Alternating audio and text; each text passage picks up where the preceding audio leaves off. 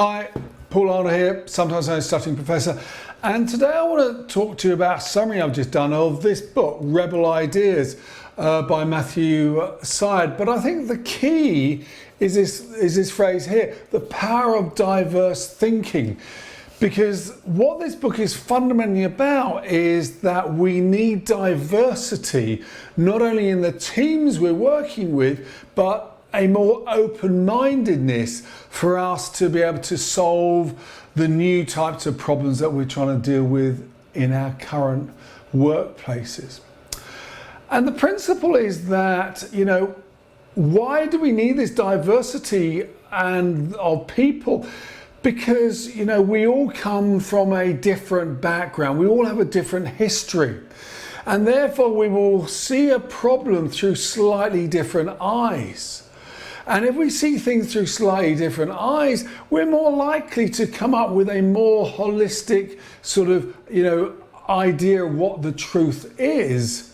And out of that, we'll have different solutions. So, like I always have said before, there's a truth of the book from this angle, a truth from that angle, a truth from that angle, etc. And the more ways we can look at a problem from lots of different angles, the more likely are we going to actually see a whole of truth, and out of it we're more likely to find more likely to find new solutions. And in the current sort of VUCA world, as we call it, volatile, uncertain, complex and ambiguous, we need to have that greater understanding to deal with things than in the old, maybe much more linear past. And certainly the book sort of references quite a few studies which suggest that diversity really does help in the workplace, and that productivity has been shown to grow by up to 25% in 3 fields they looked at: health, legal and financial. So evidence would suggest that it makes a lot of sense. And therefore we need to recruit a more diverse workforce within teams we're working with and within organizations. And in that sense, we've got to avoid those unconscious biases that we have, and the bias of recruiting people who are very similar to us. They talk about Bletchley Park in the Second World War, where they recruited well outside of the norms of just people who spoke German and mathematicians, crossword puzzle solvers, people from different ethnic groups, because they brought a diversity of the way of looking at a problem. And I love this idea about how orchestras started to do blind auditions, this idea that you no longer were judging a person about how they looked or what sex they were, but just how well they played the cello. And I think actually when we get inside of these sort of teams, we've got to be very careful about the way in which actually the leader sort of manages that and allows diversity of thinking to be shared and aired in those spaces. And the book talks about what's called this sort of the hippo effect, which is highest paid person's opinion coming through, and therefore sort of unconsciously squashing out other people's viewpoints. And they talk about the hierarchical effects that happened in the Everest disaster and the United Airlines 173 episode, where people in the cockpit were too scared of really voicing their point of view to the captain. And I thought there was a very interesting part of it, talked about a anthropologist, at Harvard called Joseph Heinrich, who did a lot of work at studying cultures, around the world, and saw that there were 2 basic types of leaders coming through. There was the classic dominance one that we see in many of the animal kingdom, and he also saw another type which is called the prestige leader, who was much more about a flatter hierarchical, much more trust-driven, respect-driven, much less hierarchical, which therefore creates that term we've often talked about these days of creating a psychological safe zone that allows people to share their points of view, and critically for them to be humble enough to listen, to not think they had all the answers. So I thought that was a really important one. The book is frankly a bit light on practical applications, but one of the nice things they talked about is actually if we are trying to encourage diversity of opinion being expressed, to get everyone to write onto postcards or onto post-its and post their views in advance of the meeting.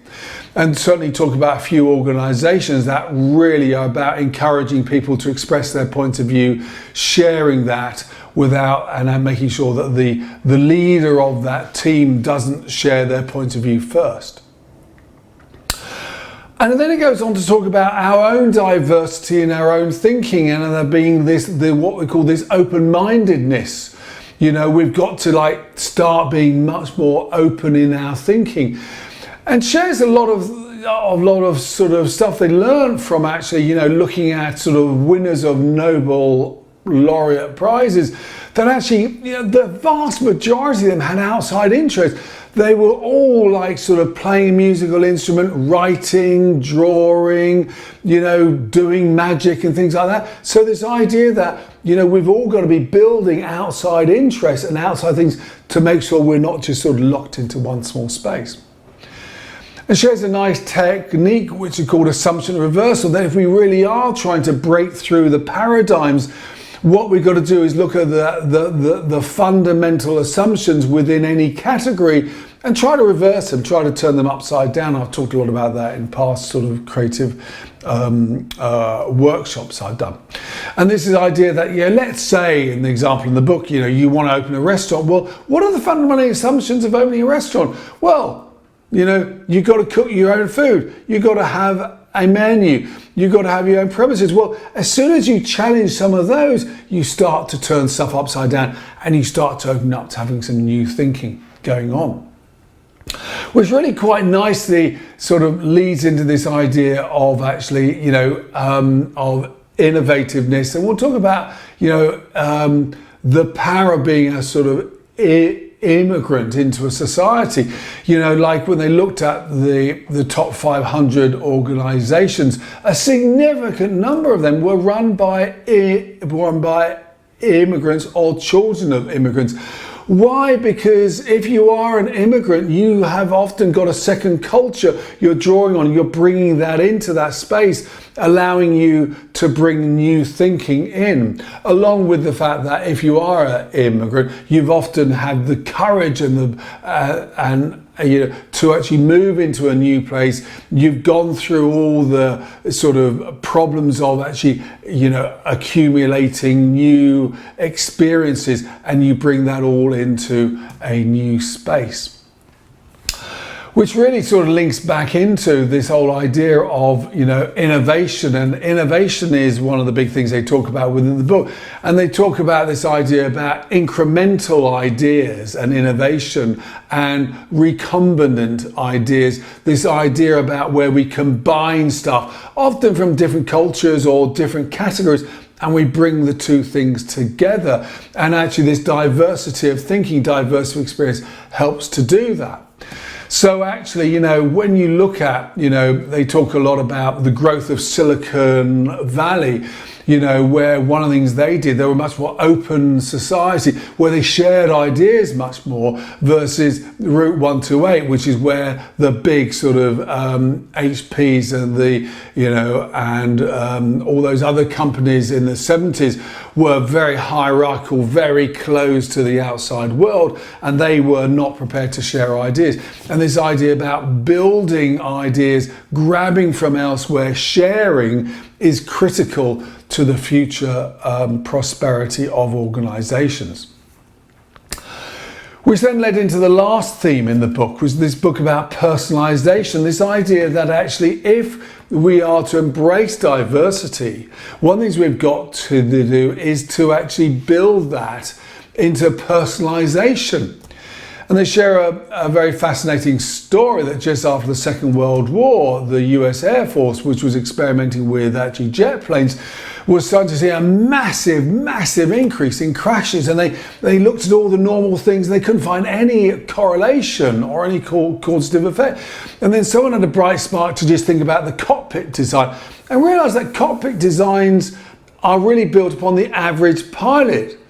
But as we know, no one is average. You know, someone's got bigger torso, someone's got longer arms, etc. And when they then design the cockpit to allow it to be adapted to individuality, did you then find that actually the actual number of crashes significantly reduced?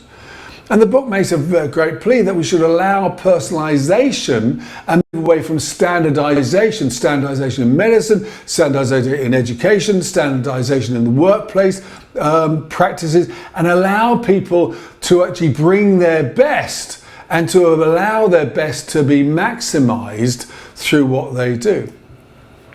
So that's a very quick sort of run through the book. As I say, I've gone and posted online a summary of the book, you know, so you can read it in more depth.